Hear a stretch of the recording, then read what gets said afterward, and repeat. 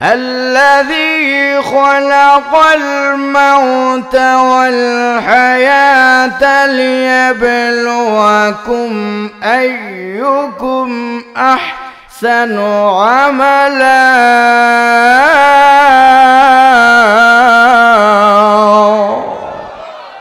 মসজিদের পালকিখানা হাসিবি সবার দ্বারে শোভা জানা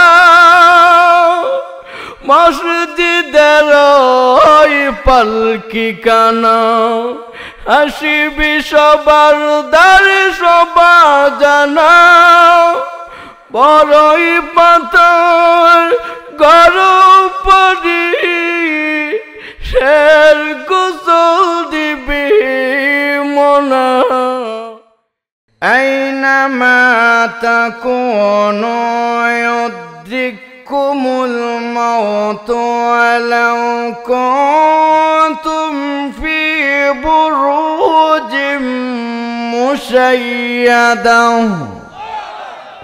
আল্লাহ পাক বলে তোমরা যেখানেই থাকো না কেন মৃত্যু তোমাদেরকে পাকড়া করবে ঠিক না বে ঠিক পৃথিবীর কোন শক্তি আছে এই মৃত্যু থেকে বাঁচা আর যেখানে আছে অনেক নাস্তিক আস্তিক আছে আল্লাহকে মানে না এমন আছে কি আছে না কেউ কোরআন মানে না এমনও মানুষ আছে কি আছে না নবী মানে না আছে কি আছে না কিন্তু মৃত্যু যে হবে না মৃত্যু থেকে বাঁচার এই ক্ষমতা কারো আর যেখানে আছে এই জন্য আল্লাহ পাক আরেক আয়াতে আল্লাহ বলে কুল্লু নাফসিন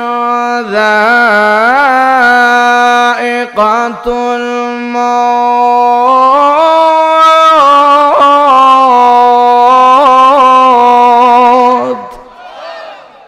এই আয়াতে আল্লাহ বলে প্রত্যেকটা প্রাণী মৃত্যুর স্বাদ গ্রহণ করতেই হবে ঠিক না বেঠিক সবাই মরণশীল এখন আমরা অনেকে ভাবি মনে হয় আমার যৌবন কাল যুবকরা অনেকে মনে মনে ভাবে কি ভাবে না এরকম কল্পনা জল্পনা করে যাক বৃদ্ধকাল হইলে দাড়ি ফাকলে তারপর বুড়া সুরা হইলে তারপর নামাজ পড়বো অনেকে এরকম টার্গেট থাকে না রে যুবক আমি যে এখানে বসলাম আমার কোনো গ্যারান্টি নাই ঠিক না বেঠিক যুবক রে এই জন্য তুমি যৌবনের শক্তি বে হে বোন তুমিও যৌবনের তাড়না বে তুমি গুনার কাজ করিও না কত যুবক ঘর থেকে বের হয়ে যায় অ্যাক্সিডেন্টে মারা যায় ঠিক না বেঠিক এই জন্য যুবক কার কোন সময় মালাকুল মউত এসে পড়ে বলা যায় না মৃত্যুর জন্য 24 ঘন্টা তুমি রেডি থাকো ঠিক না বেঠিক আল্লাহ রাব্বুল আমিন আরেক আয়াতে আল্লাহ বলেন الذي خلق الموت والحياة ليبلوكم أيكم أحسن عملا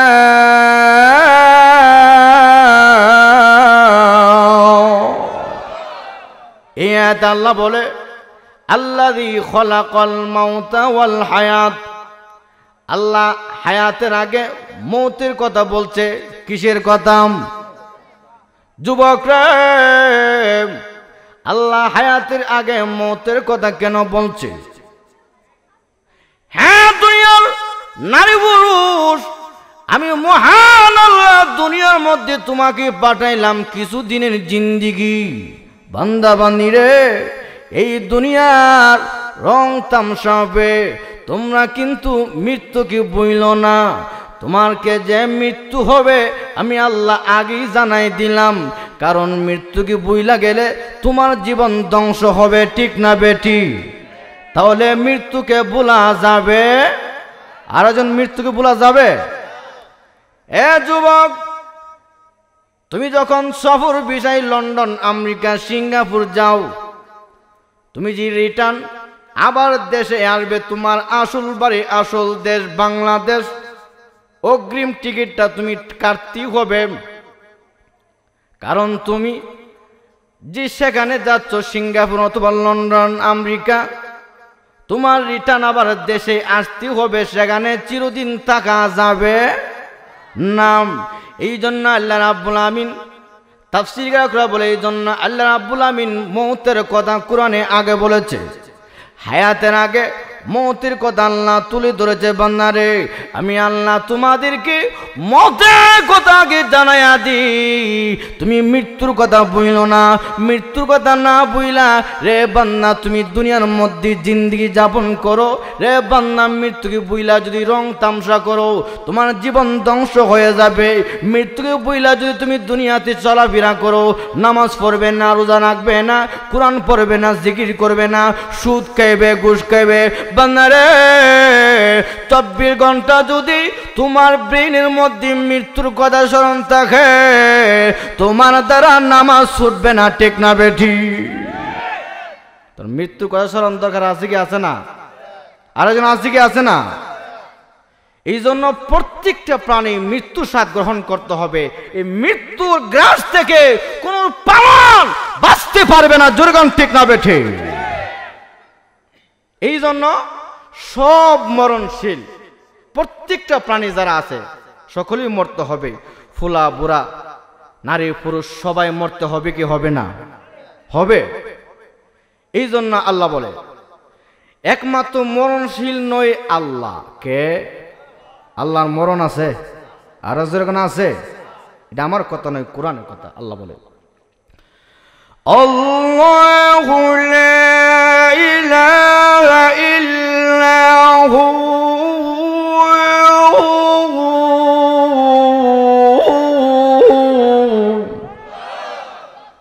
আল্লাহ রাব্বুল আমিন বলে আল্লাহু লা ইলাহা ইল্লা হু, তিনি বাদে কোনো মাবুদ নাই।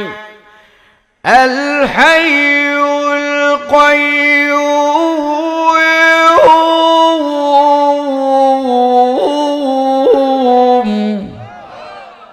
বান্দারে, মহান আল্লাহ এমন রব, উনি চিরঞ্জীব, চিরস্থায়ী। ঠিক না বেঠি? দুনিয়ার সকলেই কয় আছে লই আছে, আমার আল্লাহর কই নাই লয় নাই, আমার আল্লাহর মরণ নাই। এ দুনিয়ার লোকেরা, আল্লাহর পরে সম্মান ইজ্জত হইল আমাদের নবী। ঠিক না বেঠি? দুনিয়ার মধ্যে কোনো মানুষ যদি চিরদিন বেঁচে থাকতো, আল্লাহর উপরে আমাদের নবীজি বেঁচে থাকতো, কিন্তু আমাদের নবী পর্যন্ত দুনিয়াতে বেঁচে থাকতে পারে নাই। সকলেই কবরে যেতে হবে। এই দুনিয়ার থাকার জায়গা নয়। দুনিয়াকে তুমি এই দুনিয়ার রং তামসাবে, বুক বিলাসবে, তুমি কিন্তু মৃত্যুকে বইল না। দুনিয়ার বুক বিলাসবে, তুমি কবরের কথা বইল না। দুনিয়ার বুক বিলাসবে, তুমি হাসর কথা বইল না। কারণ এটা তোমার আসল বাড়ি নয়, এটা হলো মুসাফির খানা। কি খানা? মুসাফির খানা। হে মা বোনেরা, আপনাদেরকে বলছি, মা গো, মা এসে কাছে একজন মহিলা এসে বলল, মা এসা, আমার মনটা বড় শক্ত, আমল করার জন্য মন সে দিয়ে দাবিত হইলাম, আমি কি করতে পারি? মা এসা ডাক দি, এ মহিলা, তুমি মৌতের কথা স্মরণ করো। কিসের কথা? মৌতের কথা। ওই মহিলায় নিরিবিলি, নীরব, নিস্তব্ধে এখন মৌতের কথা স্মরণ করে, আমি দুনিয়াতে একদিন ছিলাম না, এখন আছি, ভবিষ্যতে থাকবো না। এখন যখন মৌতের কথা স্মরণ আসলো, মন নরম হয়ে গেছে। নামাজের দিকে দাবিত হয়, কোরআন পড়ার জন্য দাবিত হয়, জিকির করার জন্য দাবিত হয়। এখন মন পাগল পারা, কতক্ষণে কত আমল করবে। সুবহানাল্লাহ কোন? এই যে মহান আল্লাহ বলি, এ জগতের লোকেরা, আমি আল্লাহ এই জন্য হায়াতের আগে মৌতের কথা বললাম। তোমরা মৃত্যুকে স্মরণ করো। মৃত্যুকে স্মরণ করলে হে মা বোনেরা, আপনার দিল নরম হবে। মা গো, আপনার দিল যদি শক্ত হয়ে যায়, পাষাণ হয়ে যায়, তার ট্যাবলেট হচ্ছে মদ। আপনি মৃত্যুর কথা স্মরণ করেন, আপনার আব্বা আম্মা চলে গেছে, আপনার পাশের বাড়ি মহিলা চলে গেছে, এ যুবক তোমার সঙ্গী সাথী ভাই চলে গেছে, তুমি যেতে হবে। এই মৃত্যুর কাছ থেকে তুমি বাঁচতে পারবে না। তাহলে সকলেই মৃত্যুবরণ করতে হবে, একমাত্র আল্লাহ বাদে সব মরণশীল, সব ধ্বংসশীল, ঠিক না বেঠে? আল্লাহ পাক আরেক আয়াতে আল্লাহ বলে, কুল্লু মান আলাইহা ফান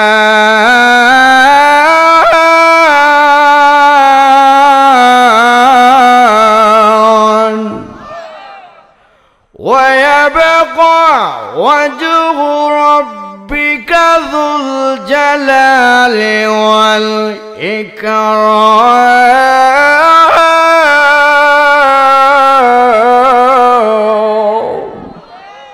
আল্লাহ বলে দুনিয়ার সব কিছু ধ্বংসশীল, যুল জালালি ওয়াল ইকরাম, মহান সত্তা, মহান মহিমাময় আল্লাহ বাদে সব কিছুর ক্ষয় আছে, লয় আছে। আমার আল্লাহর ক্ষয় নাই, লয় নাই। এই জন্য মহান আল্লাহ রাব্বুল আলামিন বলেন, এ জগতের লোকেরা, তুমি সম্পদশালী হও, তুমি সুস্থ হও, তোমার এই গ্যারান্টি নাই তুমি যে চিরদিন বাঁচবে, যেরকম ঠিক না বেটি? এই জন্য মৃত্যু কথা সবাই স্মরণ করতে হবে, সবাই মনে রাখতে হবে আমি মরতে হবে। এই জন্য শুধু তাই নয়, এই মৃত্যুর এমন জ্বালা যন্ত্রণা, যারা নেককার আল্লাহওয়ালা তাদের মৃত্যুটা হবে, আল্লাহ রাসূল বলছে, আল মুমিনু তুহফাতুল মাউত, আল মুমিনু তুহফাতুল মাউত। এই মৃত্যুটা হচ্ছে মুমিনদের জন্য উপহার স্বরূপ, হাদিয়া। সুবহানাল্লাহ। আমরা অনেকে কিন্তু মরণ রে বই করি কি করি না? কিন্তু আল্লাহওয়ালারা মৃত্যুর কথা শুনলে তারা মৃত্যুরে বই পায় না। কেন পায় না? তারা আসল বাড়িতে যাবে। এই জন্য আল্লাহর সঙ্গে এদের সম্পর্ক, মহান আল্লাহর সঙ্গে যে দুনিয়াতে সম্পর্ক স্থাপন করেছে, এই জন্য মহান আল্লাহ তার বন্ধুকে হাদিয়া স্বরূপ মৃত্যু দিয়েছে। এই জন্য আল্লাহওয়ালারা পাগল পারা কতক্ষণে দুনিয়ার জিন্দগি বাদ দিয়া পরকালে যাবে। জোরে সুবহানাল্লাহ। তাহলে মুমিনদের জন্য মৃত্যু হাদিয়া, মুমিনদের জন্য মৃত্যু হাদিয়া। বন্ধুরে বন্ধু হাদিয়া দিলে বেজার হয় না, খুশি হয়? আরেকজন বেজার না খুশি?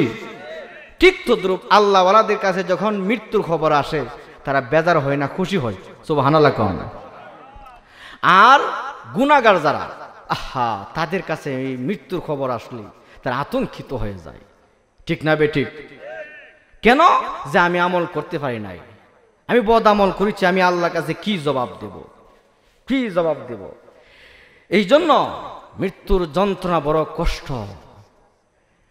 মৃত্যুর যন্ত্রণা কত কঠিন, সইতে আমি পারিব না, ঠিক না বেটি? সবাই বলেন আমার সঙ্গে, মৃত্যুর যন্ত্রণা কত কঠিন, সইতে আমি পারিব না। কবরের আযাব কত কঠিন, সইতে আমি পারিব না। ওগো দয়াময় হে রহিম, ওগো দয়াময় হে রহিম, চাই যে শুধু তোমার করুণা। কবরের আযাব কত কঠিন, সইতে আমি পারিব না। মৃত্যুর যন্ত্রণা কত কঠিন, সইতে আমি পারিব না। মসজিদের পালকিখানা, হাসিবি সবার দ্বারে সবার জানা। মসজিদের পালকিখানা, হাসিবি সবার দ্বারে সবার জানা। বড়ই পাথর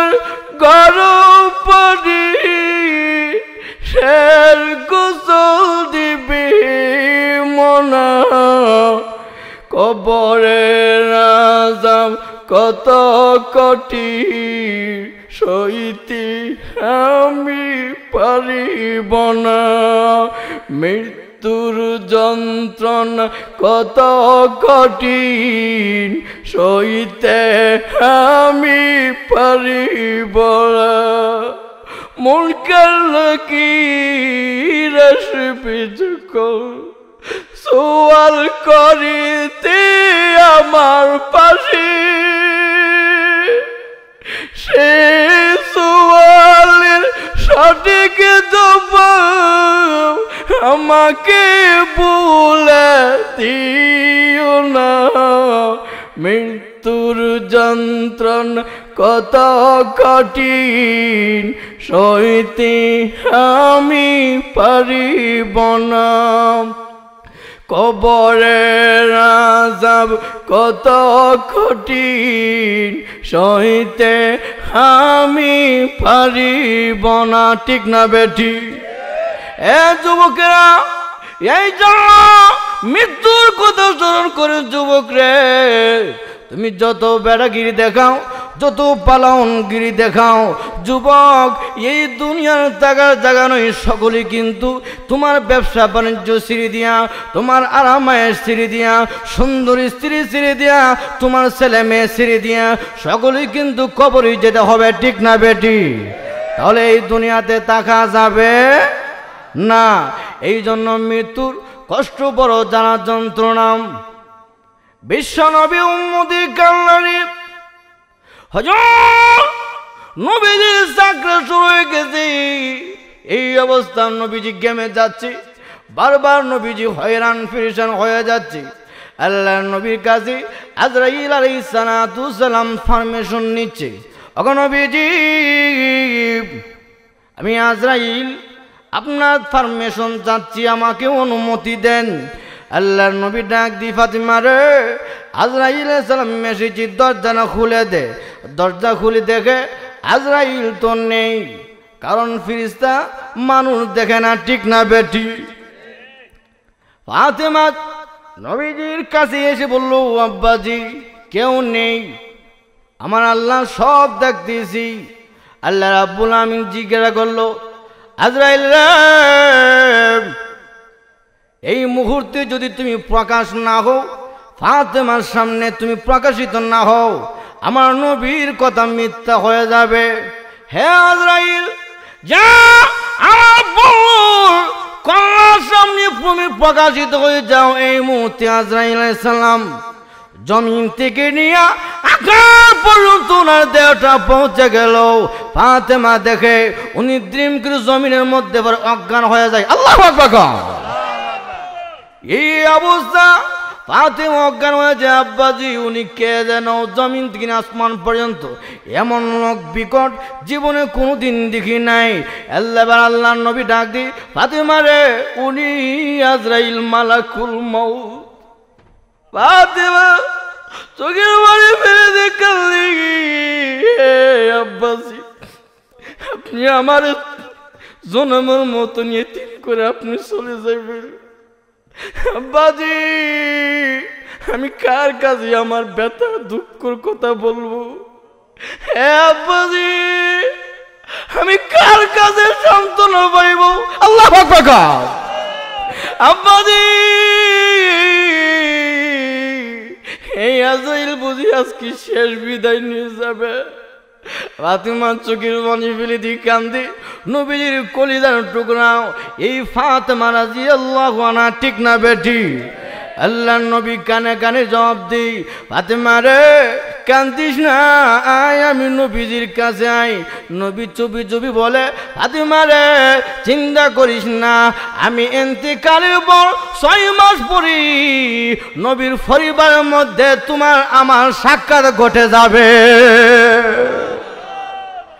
ফাতেমা সন্তান হয়ে যায় এই অবস্থা আল্লাহর নবী পর্যন্ত মালাকুল মউতের তাবা দেখে বাঁচতে পারে নাই আল্লাহর নবী যখন মৃত্যু জানার যন্ত্রণা শুরু হয়ে যাচ্ছে নবীজি আতঙ্কিত হয়ে গেল আজরাইল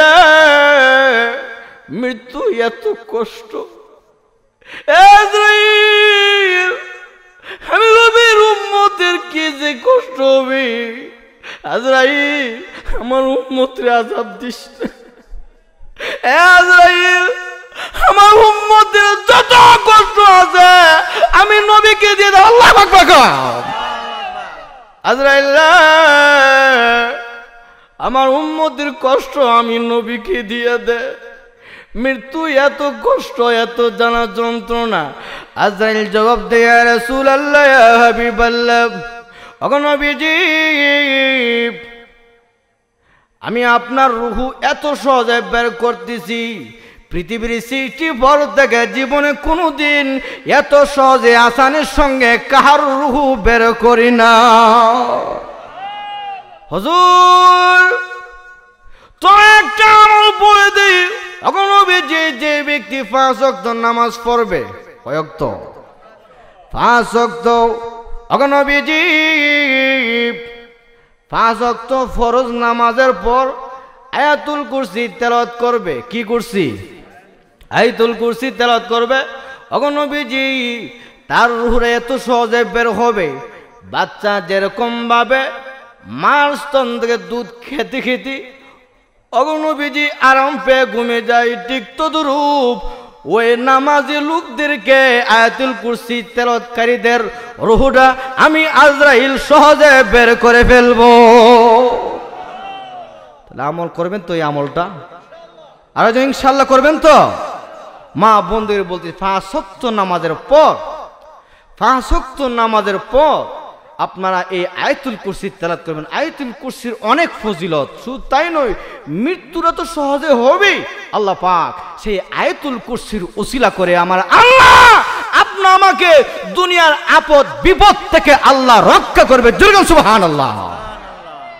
আমল করলে লাভ না লস? আর লাভ না লস? লাভ।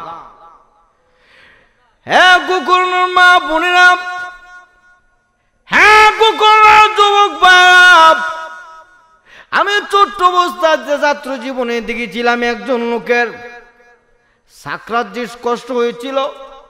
যখন কিতাব পড়লাম মৃত্যুর সময় রূহু বের হইলে কি কষ্ট গুনাহগারদের, ওই লোকটা দেখলাম এমন হাই হুতাশ করেছে, নাক মুখ দিয়ে ফেনা বের হচ্ছে। আল্লাহর রাসূল বলেছে ওই মুহূর্তে যদি 7 সমুদ্র পানি দেওয়া হয় পানি পিপাসা মিটবে না। এ যুবক, তুমি যদি নামাজি হও, তুমি যদি কুরআনওয়ালা হও, জিকিরওয়ালা হও, যুবক রে, না না তোমার কষ্ট হবে না। আমার মহান আল্লাহ ওই কোরআনের উসিলা করে, নামাজের উসিলা করে আমার আল্লাহ কষ্ট না দিয়া অতি আসানের সঙ্গে তোমার রূহটা বের করে নিবে। এই মাগো আপনাদের কাছে অনুরোধ, আপনারা স্বামীর খেদমত করবেন, পর্দা করবেন, নামাজ পড়বেন। মা এই জন্য মৃত্যুর এমন জানার যন্ত্রণা, এমন কষ্ট, সাকরাতি ব্যক্তি তার দৃষ্টি পর্যন্ত সে চোখে দেখেন, তখন ফেরেশতা ওখানে বসে থাকি অপেক্ষা করে আল্লাহর হুকুম যখন হয়ে যাবে, একটু আগে হবে না কোন পরে হবে না, ঠিক না বেঠিক? আল্লাহ বলে إذا جاء أجلهم لا يستأخرون ساعة ولا يستقدمون।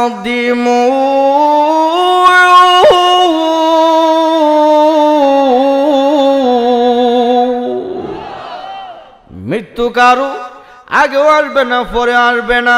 অনেকে কিন্তু বলে আরে অমুকরে কিন্তু ভালো চিকিৎসা করলে বেঁচে যাইতো, এরকম বলিনি? না না, আমার আল্লাহ যখন হুকুম করবি, যার যে অবস্থায় মৃত্যু হবে, যুবক বুঝে না, বৃদ্ধ বুঝে না, শিশু বুঝে না, ঠিক না বেঠিক? মাগো এই জন্য মরণের কথা স্মরণ করেন। হ্যাঁ মা, মৃত্যুর কথা স্মরণ করেন। মৃত্যুর এমন জানা যন্ত্রণা আল্লাহ নয় পর্যন্ত মৃত্যুর কষ্ট অনুভব করেছে।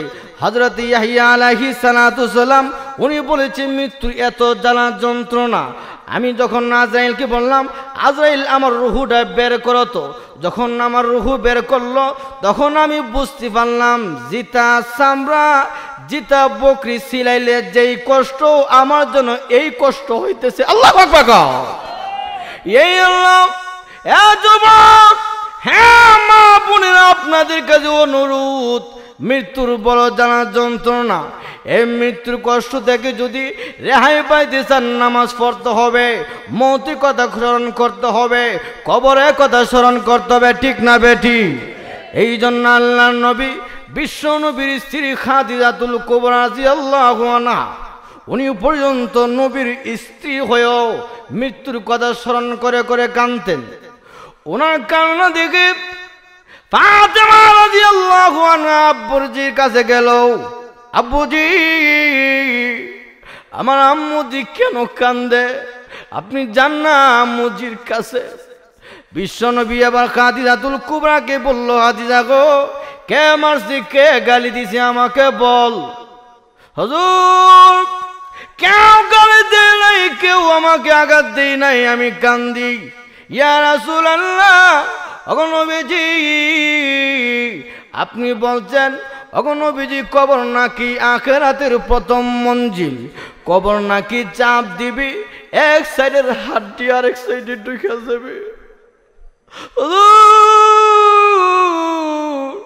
ওই কবরে আপনি নবী পর্যন্ত যাইবেন না।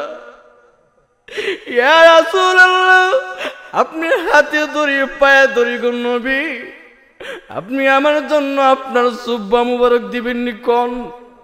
আল্লাহর নবী ডাক দি, খাদিজা রে, তুমি আমি নবীর জন্য তোমার সম্পদ বিলীন করে দিলে।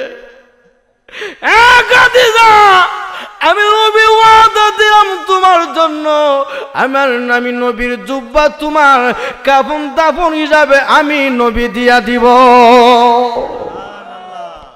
এখন নবীজি 2 নাম্বার শর্ত দিল, নবীজি আপনি আবার আমাকে কাফন দাফন করে কবর রাইগা আপনি নবী আসবেন না, আপনি নবী আসবেন না। খবরে সওয়াল জবাবের উত্তর না দেওয়া পর্যন্ত, ওগো নবীজি, আপনি আমার কবর থেকে আসবেন না, আমার বই লাগে, আমি কেমনে থাকবো? আল্লাহর নবীও কান্দি, খাদিজা রে, কান্দিস না, আমি নবী তোমার শর্ত মেনে নিলাম, তোমাকে কবর দিয়া তোমার সওয়াল জবাব না হওয়া পর্যন্ত আমি নবীজি কবর থেকে আসব না। আল্লাহর নবী, বিশ্ব নবী খাদিজাতুল কুবরার ইন্তিকালের পর নবীজি কাফন দাফন করে, এবার নবীজি কবর পাশে দাঁড়িয়ে আছে। নবীজি চেহারা মলিন। হুজুর কারো কাছে দুঃখের কথা বলে নাই, এত ব্যথা, এত কষ্ট। জিবরাইল বিশ্ব নবীর কাছে আসলো, ওগো নবীজি, আপনি কেন চেহারা মলিন, মনে কোনো ব্যথা আছে? জিবরাইল, আমি নবী কাঁদি, আমার নিজের জন্য কান্দি নাম। জিবরাইল, আমি নবী কান্দি, আমার মুহাব্বতের স্ত্রী খাদিজাতুল কুবরা ইসলামের জন্য সমস্ত সম্পদ বিলীন করে দিয়েছে। জিবরাইল, এই জন্য আমি নবী দেখি আমার খাদিজা সওয়াল জবাবের উত্তর দিতে পারি কিনা। জিবরাইল, যতক্ষণ পর্যন্ত আমার খাদিজা সওয়াল জবাবের উত্তর না হবে আমি নবী নড়ব না। আল্লাহু আকবার। জিবরাইল আলাইহিস সালাম এবার জবাব দেয়, ইয়া রাসূলুল্লাহ, ইয়া হাবিবাল্লাহ, আল্লাহর নবী গো,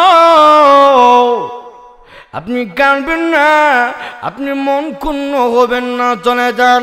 হে নবী, মহান আল্লাহ, আপনি নবীর উসিলা করে গো এই খাদিজাতুল কুবরার সওয়াল জবাবের উত্তর আমার আল্লাহর জিম্মাদারিতে আদায় হয়ে গেছে। এই নবীজির স্ত্রী পর্যন্ত, নবীজির মুহাব্বতের স্ত্রী পর্যন্ত কবরের কথা স্মরণ করে কাঁদছে কি কাঁদছে না? হ্যাঁ গোকর্ণ ঘাটের মা বোনেরা, আপনাদের কাছে অনুরোধ, মা গো, আপনার স্বামী হুজুর ইমাম সাহেব, আপনার স্বামী পীর সাহেব, তবু আপনি কিন্তু মুক্তি পাইবেন না, যেমন কর্ম তেমন ফল, ঠিক না বেটে? আপনি যদি আমল করেন আপনার আমল দিয়ে আপনি মুক্তি পাইবেন, আপনার স্বামী দিয়ে মুক্তি পাইবেন না। আপনি আমল করুন, আপনি কোরআন পড়ুন, নামাজ পড়ুন, স্বামীর খেদমত করুন, আপনি জিকির করুন, পর্দা করুন। মাগো মিথ্যা বলা ছেড়ে দেন, ঝগড়া ছেড়ে দেন, হিংসা বিদ্বেষ ছেড়ে দিয়া হে মা বোনেরা কবরের কথা স্মরণ করে মনটা নরম করুন। যেরকম ঠিক না বেটি? হ্যাঁ মা বোনেরা, এই আল্লাহ কবর যদি আপনি সামান নিয়ে যেতে পারেন, ফুজি নিয়ে যেতে পারেন, মাগো আপনার কপাল ভালো, ভাগ্য ভালো। কবর মধ্যে যখন নেককার লোকে রাখা হবে তখন তাকে বলা হবে মার রাব্বুকা ওমা দিনুকা ওমান নাবিয়ুকা। নেককার লোক বলবে রব্বি আল্লাহ, আমার রব কে? আমার যুগন কে? আল্লাহ আমার রব। এই কথা বলার সঙ্গে সঙ্গে দুই নাম্বার প্রশ্ন করবে ওমা দিনুকা, তোমার দিন কি? দিন আল ইসলাম। ওমান নাবিয়ুকা, তোমার নবীকে? তখন বলবে হাযা মুহাম্মাদুর রাসূলুল্লাহ সাল্লাল্লাহু আলাইহি সাল্লাম। এই তিনটি প্রশ্নের উত্তর যখন দিবে মহান আল্লাহ ঘোষণা করবে আমার বান্দির জন্য জান্নাতের দরজা খুলে দাও। যেরকম সুবহানাল্লাহ। মহান ডাক দেবে না বান্দি, দুনিয়ার মধ্যে তুমি পর্দা করেছো, নামাজ পড়েছো, কোরআন পড়েছো, স্বামীর খেদমত করেছো, বান্দা বান্দি রে আজকে কবরের মধ্যে এসেছো। এই জগৎ হইল এটা বরজক, এই জগতের নাম কবর জগৎ। ঠিক না বেটি? বরজক শব্দের অর্থ পর্দা বা আড়াল, পর্দা বা আড়াল, এটা আরেকটা জগৎ। কিয়ামত গঠার আগে এই জগতের মধ্যে সকলেই থাকবে। এই অবস্থা মহান আল্লাহ রাব্বুল আমিন বলবেন, হ্যাঁ বান্দা তুমি দুনিয়ার মধ্যে যেরকম নামাজ পড়ছো, কোরআন পড়ছো, জিকির করেছো, বান্দা রে কবরে এসেছো, এখন তোমার নামাজ লাগবে না, কোরআন লাগবে না, জিকির লাগবে না, আমল লাগবে না। নতুন দুলহার মতন ইসরাফিল ফুৎকার দেওয়া পর্যন্ত কবরে আরাম করতে থাকো। আর মহিলাদেরকে বলা হবে, এ মহিলারা শুনে রাখো, দুনিয়াতে অনেক কষ্ট বরদাস্ত করেছো, স্বামীর কষ্ট বরদাস্ত করেছো, শ্বশুর শাশুড়ির কষ্ট বরদাস্ত করেছো, ছেলে মেয়ের সেবা যত্ন করতে গিয়ে কষ্ট করেছো, কবর জগতে এসেছো, বড় জগতে এসেছো। বান্দিরে এখন আর কষ্ট নাই, এখন তোমার শুধু আরাম আর আরাম। এখন কোরআন লাগবে না, নামাজ লাগবে না, জিকির লাগবে না, পর্দা লাগবে না। না, আমি আল্লাহ তোমাদেরকে কিয়ামত পর্যন্ত এখানে অব্যাহতি দিলাম রে বান্দি। যা আমার মহান আল্লাহ জান্নাতের এই নিয়ামতগুলো আমি তোমার জন্য কালেকশন করে দিলাম। এই জন্য মা বোনেরা আপনারাও এই কবর কথা স্মরণ করে মনটা নরম করুন, কবর কথা স্মরণ করে আপনার দিলটা নরম করে এই আমলের দাবিত হয়ে যান। যেরকম ঠিক না বেঠি? এই জন্য কবরে এমন এক জায়গা, নাই কোনো সাথী, নাই কোনো বাতি। এই জন্য আল্লাহ নবী ঈসা আলাইহিস সালাতু ওয়াস সালাম কবর পার দিয়ে যায়। যাওয়ার পরে ঈসা আলাইহিস সালাম বলল, হে লোকের জানো এটা কার কবর? এটা হলো হযরতে শাম আলাইহিস সালাতু ওয়াস সালামের কবর। হযরতে নূহ আলাইহিস সালাতু ওয়াস সালামের সন্তান শাম, ওনার কবরে এটা। ওনার শিষ্যরা বলল, হুজুর আপনি তো মৃতরে জীবিত করেন, ওনাকে জীবিত করে একটু প্রশ্ন করেন কবর সম্পর্কে। আল্লাহর নবী ঈসা আলাইহিস সালাতু ওয়াস সালাম বলল, কুম বিইযনিল্লাহ, এ কবরবাসী আল্লাহর হুকুমে জীবিত হয়ে যাও। সঙ্গে সঙ্গে জীবিত হয়ে শাম আলাইহিস সালাতু ওয়াস সালাম তরতর করে কাঁপতেছে, তরতর করে যখন কাঁপতেছে, ঈসা আলাইহিস সালাতু ওয়াস সালাম জবাব দেয়, কবরবাসী কেন কাঁপো? আল্লাহর নবী গো, মৃত্যুর কি যন্ত্রণা এটা আমি বুঝি, এটা আমি জানি মৃত্যুর কি জ্বালা যন্ত্রণা। ওগো আল্লাহর নবী, এই জন্য মৃত্যুর বই আমি তর্ক কাঁপতেছি। উনি এই তরতর কাঁপায় বয়ে আতঙ্কিত হয়ে ওনার সমস্ত চুলগুলো সাদা হয়ে গেছে।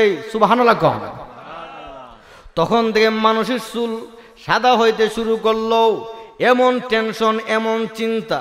উনি বলল, আল্লাহর নবী, কবরে এমন ভয়ঙ্কর আযাব, এমন অবস্থা। আল্লাহর নবী গো, আগে মৃত্যুর কথা শুনেন। মৃত্যু যে এত জ্বালা যন্ত্রণা। হুজুর, আপনি যে আমাকে জীবিত করলেন, আগে আল্লাহর কাছে দোয়া করুন আগের মতন যেন আমার মৃত্যুর জ্বালা যন্ত্রণা না হয়। সুবহানাল্লাহ কও। আল্লাহর নবী ঈসা আলাইহিস সালাম আবার দোয়া করে দিল। এবার কবরবাসী কবরের মধ্যে চলে গেল। হযরত শাম আলাইহিস সালাম উনি ভয়ে আতঙ্কিত হয়ে গেল, আবার যেন মৃত্যুর জ্বালা যন্ত্রণা না হয়, মৃত্যুর কষ্ট না হয়। এই জন্য ভাইরা আমার, হে আমার মা বোনেরা, আপনার আব্বা আম্মা চলে গেছে আজকে কবরে। একদিন আপনি আমি কবরে যাইতে হবে কি হবে না? তখন কিন্তু আফসোস করবেন, কেন আরে আমি কেন আমল করলাম না, কেন নামাজ পড়লাম না, কেন তাফসীর মাহফিলে আসলাম না, আমার সাথী ভাইরা তাফসীর মাহফিলে গিয়ে সওয়াব করেছে, আমি কেন করলাম না? হ্যাঁ যুবক, হ্যাঁ মা বোনেরা, এই জন্য কবরের ডাক আসার আগে আগে আমরা কবরের সামান তৈরি করব।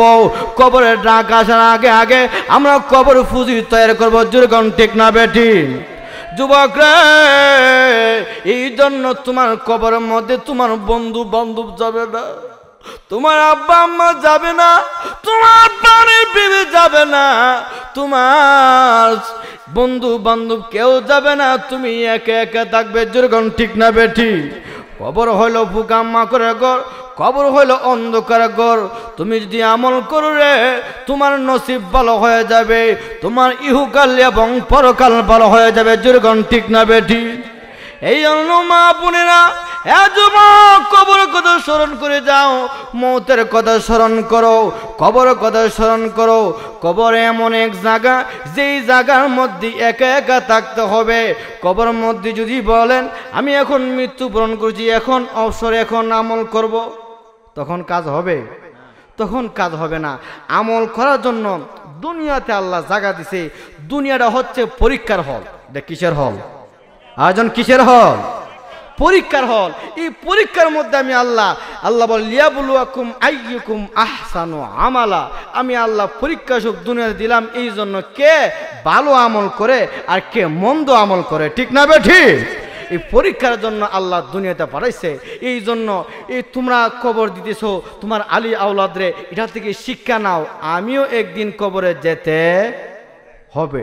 এই জন্য আল্লাহ রাসূল বলছে হাদিসে, আল কবরু রাউযাতুম মির রিয়াজিল জান্নাহ আও হুফরাতুম মিন হুফারিন নার। কবর কারোর জন্য জান্নাতের বাগিচা, আবার কারোর জন্য জাহান্নামের গর্ত। ঠিক না বেটি? যুবক, এই জন্য কবি যে বলেছে, কবি নজরুল ইসলাম, মসজিদের এই পাশে আমায় কবর দিও ভাই, মুয়াজ্জিনের আজান যেন শুনতে আমি পাই। ঠিক না বেটি? কবরের পাশে আমরা মুয়াজ্জিনের আজান শুনতে পাই। মুয়াজ্জিনের আজান খারাপ লাগে না ভালো লাগে? আর একজন খারাপ লাগে না ভালো লাগে? আহা, মুয়াজ্জিন আজান শুনতে পাইলে ভালো লাগে। এই যে আজকে তাফসির মাহফিল হচ্ছে, এই তাফসিরের মাহফিল কবরবাসীরা পাবে কি পাবে না? মাহফিলের সওয়াব পাবে কি পাবে না? পাবে। এই জন্য আর আজানের মসজিদের পাশে আমার কবর দিও ভাই, মুয়াজ্জিনের আজান যেন শুনতে আমি পাই। ঠিক না বেঠি? মুয়াজ্জিনের আজানের দ্বারা শয়তান দূর হয়ে যায়, মুয়াজ্জিনের আজানের দ্বারা আমার আল্লাহর রহমত বরকত নাজিল করে। ঠিক না বেঠি? তাহলে আজান মন্দ না ভালো? আজান মন্দ না ভালো? আজানের দ্বারা মানুষের মন নরম হয়ে যায়। ঠিক না বেঠি? আর একজন ঠিক না বেঠি? কি সুন্দর আজান! মুয়াজ্জিন সাহেব আজান দে, আল্লাহু আকবার, আল্লাহু আকবার, আল্লাহু আকবার,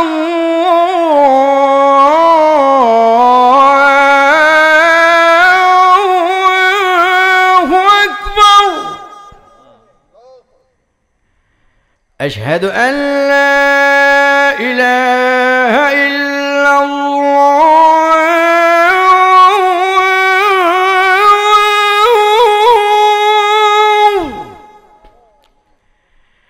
أشهد أن لا إله إلا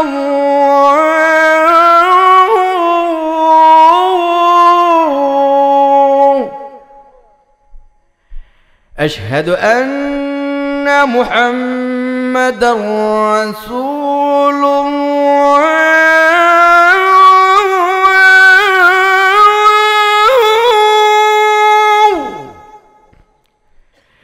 أشهد أن محمدا رسول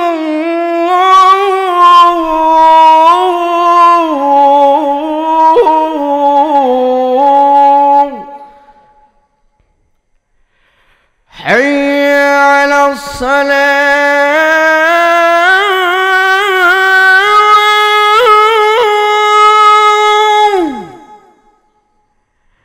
حي على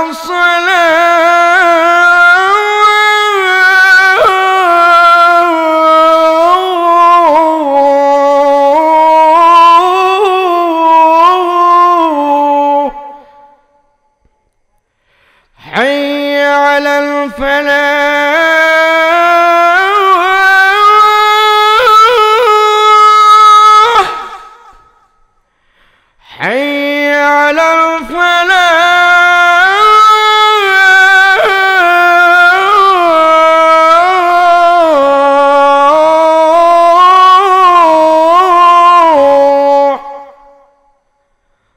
الله أكبر الله أكبر لا إله إلا الله جل الله أكبر তাহলে এই আযান মুয়াজ্জিনের আযান এই কবরবাসীরা পাবে কিন্তু নাস্তিক মুরতাদরা বেঈমান কাফেররা বলে আযান নাকি বেশ্যার আওয়াজতে আওয়াজ নিকৃষ্ট নাউযুবিল্লাহ ভাই আমার শুধু তাই নয় আপনারা জানেন কিছুদিন আগেই ব্রাহ্মণবাড়িয়ার বাণিজ্য মেলার মধ্যে নাস্তিক শামসুল হক ফকির সে এই কোরআনের বিরুদ্ধে কথা বলছে সূরা ফাতিহা নিয়ে এসে অবমাননা করে অবমাননা কইরা কোরআনের বিরুদ্ধে ইসলামের বিরুদ্ধে সে বলছে সূরা ফাতিহা নাকি সে গানের সঙ্গে তুলনা করে বলছে সূরা ফাতিহার চেয়ে গান নাকি উত্তম নাউযুবিল্লাহ খান হ্যাঁ গোকর্ণের মানুষেরা হ্যাঁ আমার ভাইরা এই জন্য গোকর্ণ মাটি বড় খাঁটি ইসলামের ঘাঁটি যদি কোন নাস্তিক বেঈমান কাফের কোরআনের বিরুদ্ধে কথা বলে তাদের বিরুদ্ধে রুখে দাঁড়াতে কে কে রাজি আছেন হাত তুলে আল্লাহকে দেখো ইসলামের শত্রুরা ইসলামের শত্রুরা পবিত্র কোরআন তাফসীর মাহফিল নারে তাকবীর তাহলে ভাইরা আমার এই জন্য কোরআন পৃথিবীর সবচেয়ে বড় কালাম ঠিক না বেঠি এই কোরআনের জন্য আমরা কোরআনের পক্ষে আছি ঠিক না বেঠি কারণ আমাদের জান যাবে মাল যাবে কিন্তু কোরআনের বিরুদ্ধে কেউ বললে বাংলার মুসলমান সহ্য করতে পারবে না ঠিক না বেঠি কারণ এদেশে কোরআন আছে বলে আল্লাহর রহমত ঠিক না বেঠি আপনাদের দোয়া বাংলাদেশের বিভিন্ন ডিস্ট্রিক্টে যাই গোটা ব্রাহ্মণবাড়িয়া ডিস্ট্রিক্টের মতন এত কোরআনওয়ালা এত মাদ্রাসাওয়ালা এত জিকিরওয়ালা পর্দাওয়ালা কোথাও হয় নাই কারণ কেন ব্রাহ্মণবাড়িয়ার লোকেরা কোরআনকে বেশি মহাব্বত করে ঠিক না বেঠি এই জন্য মহান আল্লাহ পাক এই ব্রাহ্মণবাড়িয়া বাসীদের অন্তর মধ্যে কোরআনের আলো জ্বালিয়ে দিচ্ছে ব্রাহ্মণবাড়িয়ার গড়ে গড়ে কোরআনের আওয়াজ আছে ঠিক না বেঠি আর বেঈমান কাফেররা নাস্তিকরা এই ব্রাহ্মণবাড়িয়ার মধ্যে তারা টাই পাবে না ব্রাহ্মণবাড়িয়া থেকে বেঈমান কাফের নাস্তিকরা উৎখাত হবে ঠিক না বেঠি কোরআনের পক্ষে কে আছে আল্লাহ পাক আমাদের কবুল করুন আমিন আলহামদুলিল্লাহ দেখেন ভাই আপনি আমি চলে যাব কিন্তু এই কোরআন পড়বেন, আপনার ছেলে মেয়েরে কোরআন শিক্ষা দিবেন, আপনার স্ত্রী যদি আপনার ঘরে কোরআন পড়ে কবরে আসতে হবে না। আপনার স্ত্রী এখানে যদি বসে বসে কোরআন পড়ে, এই সূরা ফাতিহা নিয়ে ব্যঙ্গ করেছে, নাউযুবিল্লাহ কোন। এই সূরা ফাতিহা কোরআনের মধ্যে সবচেয়ে সেরা সূরা, সুবহানাল্লাহ কোন। আল্লাহ রাসূল বলছে তৌরাত, জবুর, ইনজিলের মধ্যে এমন সূরা নাই যেই সূরা কোরআনের মধ্যে সূরা ফাতিহা, সুবহানাল্লাহ কোন। সূরার পাওয়ার কম না বেশি? আরো জোরে কম বেশি। আমি ছাত্র জীবনের ঘটনা, এক মহিলা আসলে বল, হুজুর আমার ছেলেরা পেটে ব্যথা করতেছে। তো আমি বললাম কোনো কিছু পারি না, কমপক্ষে সূরা ফাতিহা তো পারি। সূরা ফুরে, ছাত্র জীবনের ঘটনা, সূরা ফুরে ফু দিলাম, আলহামদুলিল্লাহ কাজ হইল। কিছুক্ষণ পরই তার পেটে ব্যথা ভালো হয়ে গেছে, সুবহানাল্লাহ কোন। এই সূরা 100 আসেনি? আরে ভাই, ভক্তিতে মুক্তি। আল্লাহ বলে তুমি যদি আমার প্রতি কিছু কিছু বিশ্বাস স্থাপন করো, আল্লাহকে এমনই ব্যবহার করে, তুমি যদি 100% ইয়াকিন বিশ্বাস নিয়ে তুমি তেলাওয়াত করো, এই কোরআন ডাইরেক্ট অ্যাকশন করবে, সুবহানাল্লাহ কোন। কোরআনের অ্যাকশন আছে কি আছে না? কোরআন ফয়রা না সাইরা? ফয়রা। তাহলে এই জন্য আল্লাহ রাসূল বলছে সূরাতুল মুলক, তাবারাকাল্লাযী সূরা। কি সূরা? তাবারাকাল্লাযী সূরা। তো সূরা হামিম সেজদা, এই সূরা যদি কোনো ব্যক্তি প্রতিদিন এশার নামাজে পড়ে তেলাওয়াত করে, তার কবর আযাব থেকে আল্লাহ তারে মুক্তি করবে, যেরকম সুবহানাল্লাহ। তো কোরআন পড়লে লাভ না লস? লাভ। যেই নাস্তিক আল্লাহকে বিশ্বাস করত না, ওই নাস্তিক সাকরাতের সময় সে আল্লাহ আল্লাহ বলতো, সুবহানাল্লাহ কোন। তার ছেলেবেলারা বলল, গড আপনি এই কথা বলতেছেন, হে আমাদের মুরব্বী, হে আমাদের নেতা, আপনি যে আমাদেরকে শিক্ষা দিলেন আল্লাহ বলতে কোনো কিছু নাই, আপনি যখন আল্লাহ আল্লাহ জপতেছেন। এ আমার ছেলেবেলা শোনো, আমি সাকরাতের সময় আল্লাহ আল্লাহ নাম নিয়ে যে মজা অনুভব করতেছি, যদি তোমরা সেই অনুভব করতে তোমরা আল্লাহ আল্লাহ জপতে, ঠিক না বেঠে? আমার আল্লাহর মধ্যে মজা আসেনি? গভীর খেয়াল নিয়ে একটু জিকির করে দেখেন, শেষ রাত, আহা, যত ধ্যান খেয়াল নিয়ে জিকির করবেন তত স্বাদ পাইবেন, সুবহানাল্লাহ কোন। এই জন্য কোরআন তেলাওয়াতের মধ্যে মজা আছে, আছে কি আছে না? সূরা মুলক করবেন। তাবারাকাল্লাযী বিয়াদিহিল মুলকু ওয়া হুয়া আলা কুল্লি শাইইন কাদির।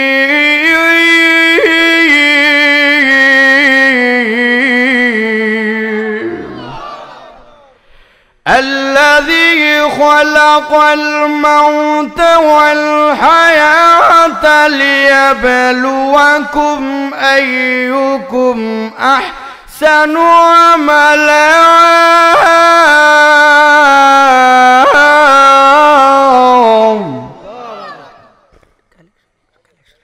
এইভাবে যখন মধুর কণ্ঠে কোরআন পড়বেন, এ আমার যুবক ভাইরা, মা বোনেরা, মাগো আপনার আলিয়া ওনারা খুশি হবে।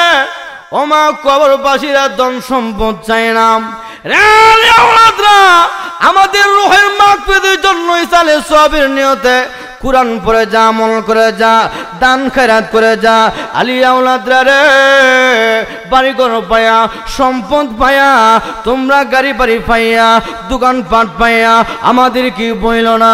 আমরা কি যে আযাবে আছি, কি যে অবস্থা আছি, তোমরা আমল করলে আমরা পাইব, যেরকম ঠিক না বেটি? এই জন্য ভাইরা আমার, হে আমার মা বোনেরা, দুনিয়ার সব কিছু ধ্বংসশীল, সব কিছুর ক্ষয় আছে, লয় আছে। আল্লাহ বাদে সকলের ক্ষয়ে লয় আছে, সকলেই মরণশীল, আল্লাহর কোনো মরণ নাই। এই জন্য আমরা সকলেই কবরের যাত্রী, আমরা সকলেই পরকালের যাত্রী। পরকালের কথা মরণ স্মরণ করে, আমাদের আলিয়া ওলাদের কথা স্মরণ করে, আমরা আব্বা আম্মার কথা স্মরণ করে, কবরবাসীদের কথা স্মরণ করে আমাদের দিলটা নরম করবো, যেরকম ঠিক না বেঠি? এই জন্য ভাইরা আমার, মহান আল্লাহ রাব্বুল আমিন এটি বলতেছে, কুল্লু নাফসিন যায়িকাতুল মাউত।